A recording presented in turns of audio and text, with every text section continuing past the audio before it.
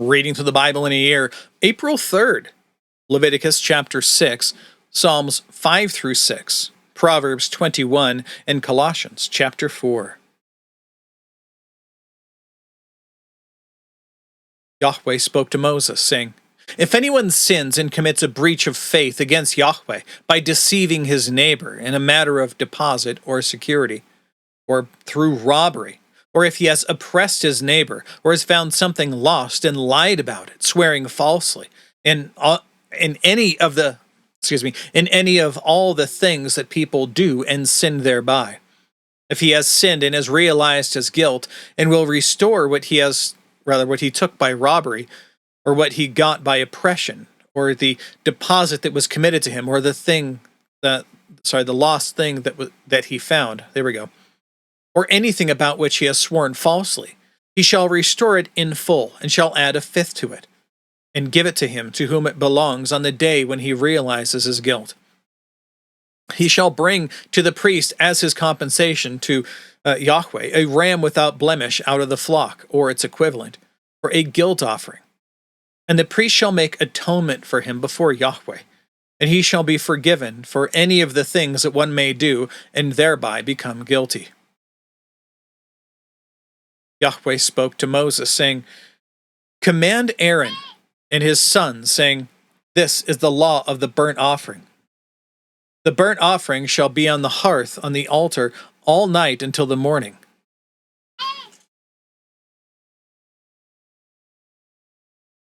And the fire of the altar shall be kept burning on it.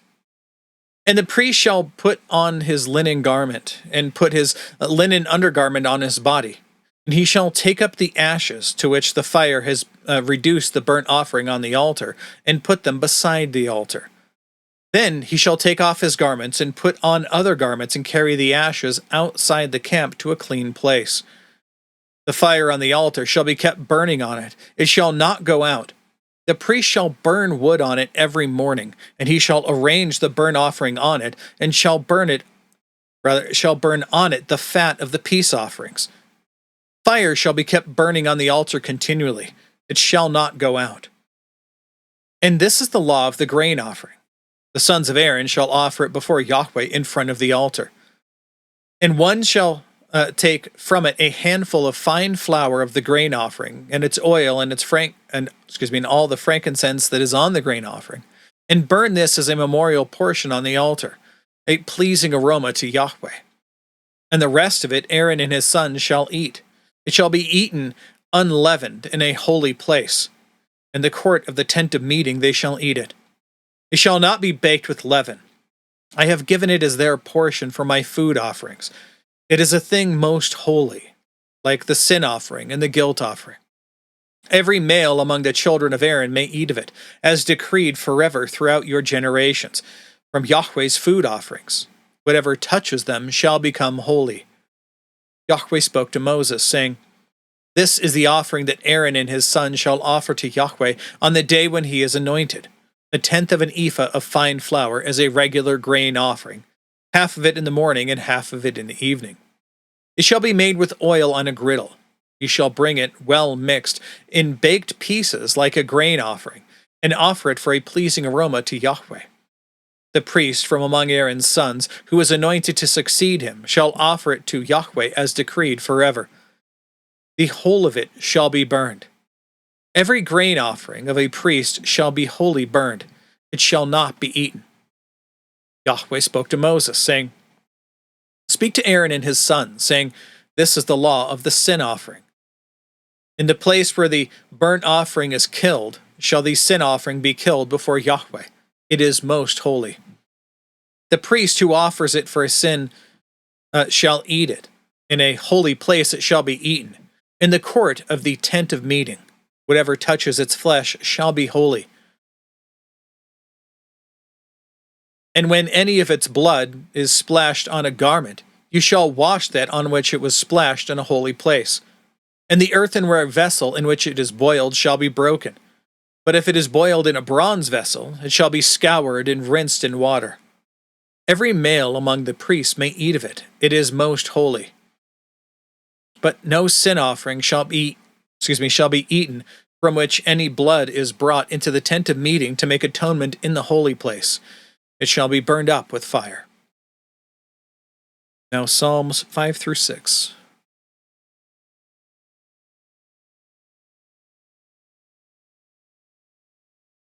Psalm 5.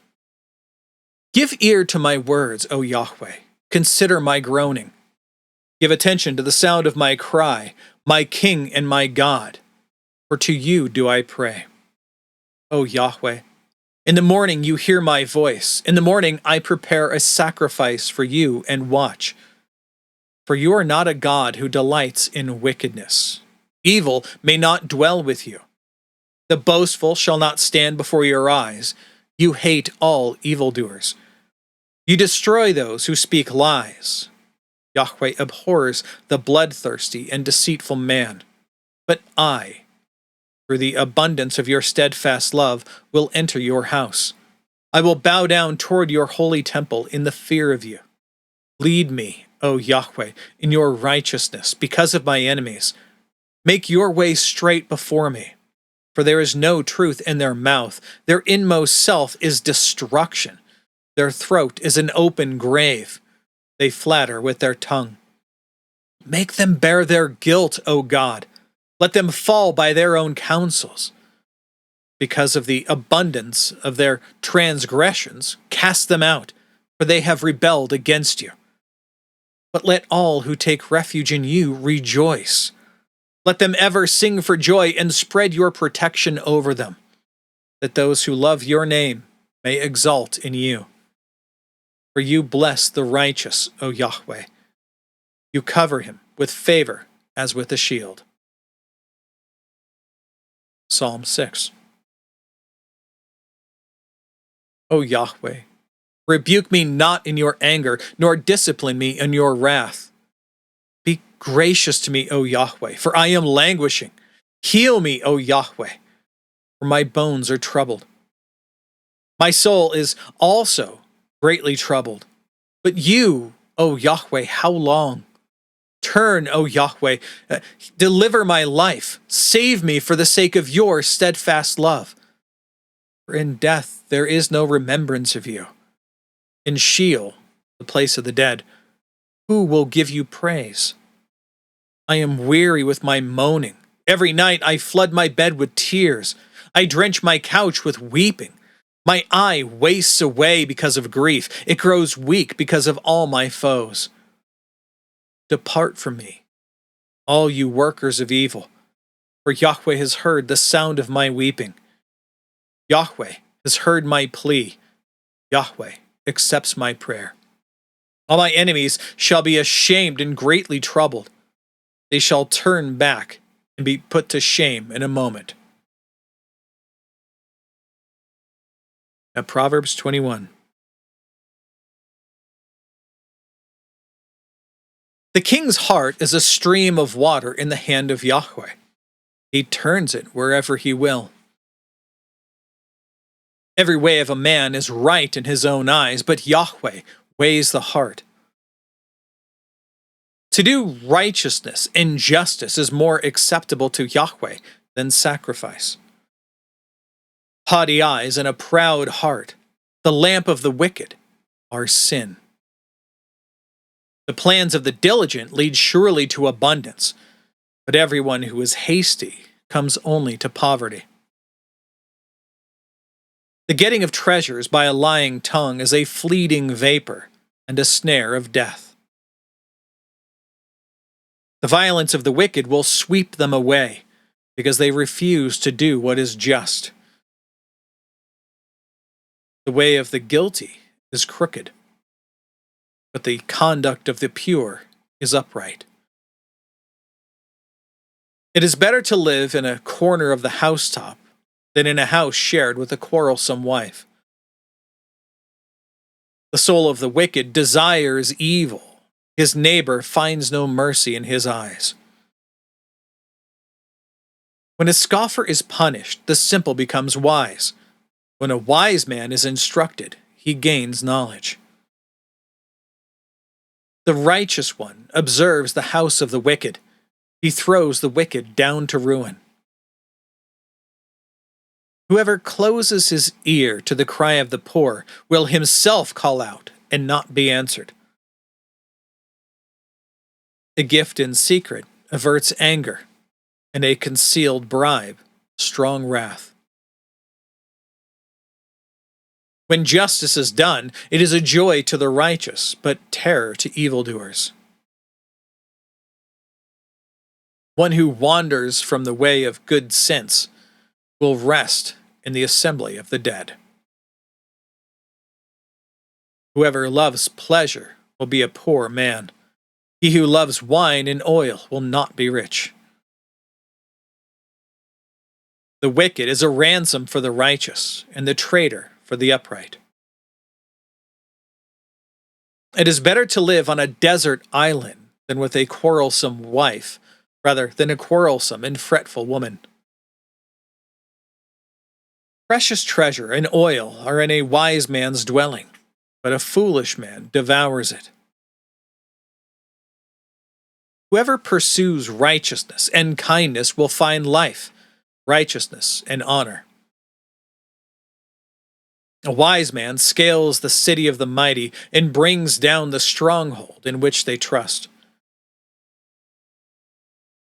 Whoever keeps his mouth and his tongue keeps himself out of trouble. Scoffer is the name of the arrogant, haughty man who acts with arrogant pride.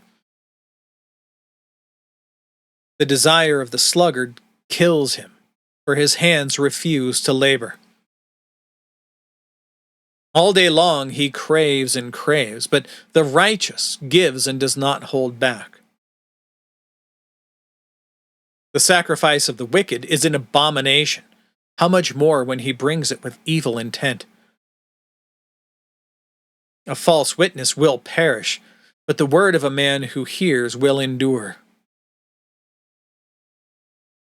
A wicked man puts on a bold face, but the upright gives thought to his ways. No wisdom, no understanding, no counsel can avail against Yahweh. The horse is made ready for the day of battle, but the victory belongs to Yahweh. Concluding today in Colossians chapter 4.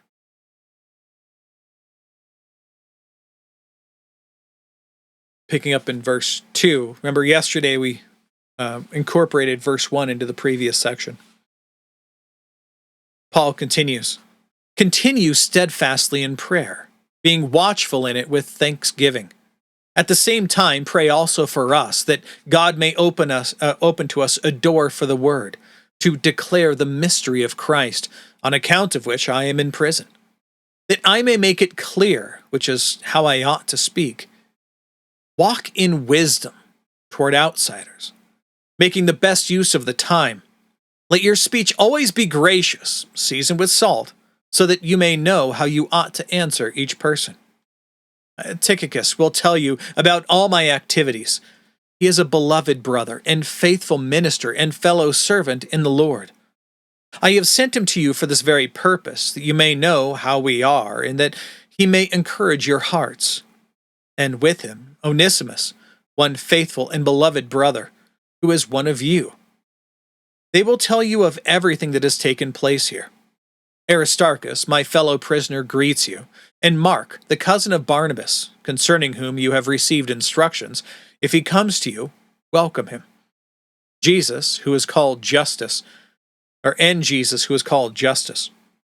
These are the only men of the circumcision among my fellow workers for the kingdom of God, and they have been a comfort to me. Epaphras, who is one of you, a servant of Christ Jesus, greets you, always struggling on your behalf in his prayers, that you may stand mature and fully assured in all the will of God. For I bear him witness that he has worked hard for you and for those in Laodicea and Hierapolis. Luke, the beloved physician, greets you, as does Demas.